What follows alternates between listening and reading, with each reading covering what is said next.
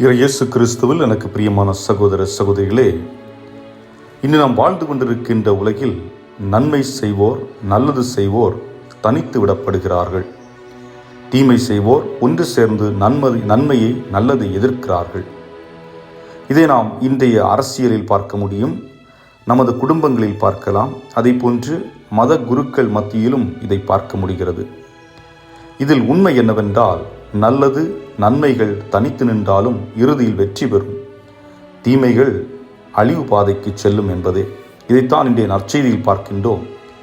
இயேசு நல்லதை செய்கிறார், நோயுற்றோரை குணப்படுத்துகிறார், துன்பத்தில் இருப்போரை தேற்றுகிறார், காற்றையும் கடலையும் கடிந்து கொள்ளுகிறார், இறந்தோரை உயிர்ப்பிக்கின்றார். அவர் செய்த அனைத்தும் நல்ல செயல்களே. ஆனால் இன்றைய நற்செய்தியில் தலைமை குருக்களும் பரிசேயரும் கூறுகிறார்கள், இவனை இப்படியே விட்டுவிட்டால் மக்கள் அவன் மீது நம்பிக்கை கொண்டு விடுவார்கள்.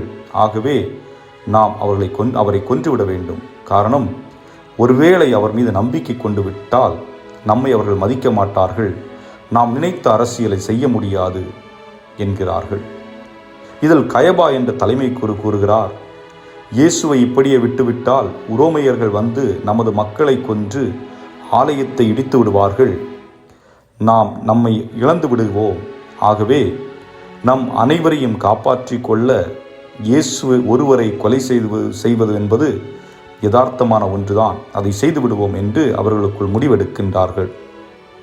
ஆனால் உண்மை என்னவென்றால் 70 AD, அதாவது இயேசுவிற்கு பிறகு 70ஆம் ஆண்டில் உரோமையர்கள் எருசலேம் ஆலயத்தை முற்றுகையிட்டு இடித்து விடுகிறார்கள். அதைப்போன்று 1.5 மில்லியன் யூதர்களையும் கொன்று விடுகிறார்கள். இது மிகப்பெரிய வரலாற்று நிகழ்வு. இது எதை சுட்டி காட்டுகிறது என்றால், தீமையின் கை ஓங்குவது போலிருக்கும், ஆனால் உண்மைதான் வெற்றி பெறும்.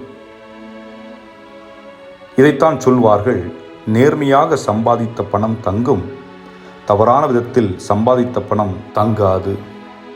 அதே நேரம் அந்த செல்வம் வீட்டில் இருக்கும் வரை பல்வேறு துன்பங்களுக்கு உட்படுத்தப்படுவீர்கள். ஆக இயேசுவை போன்று உண்மையுள்ளவர்களாக நேர்மையுள்ளவர்களாக வாழ முற்படுவோம்.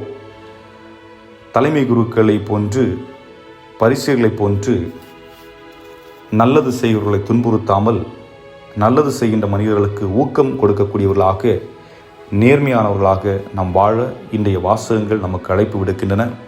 சிந்தித்தவர்களாக இன்றைய நாளை சிறப்பாக வாழ ஆண்டவர் கரத்தில் ஒப்புக் கொடுத்து மன்றாடுவோம்.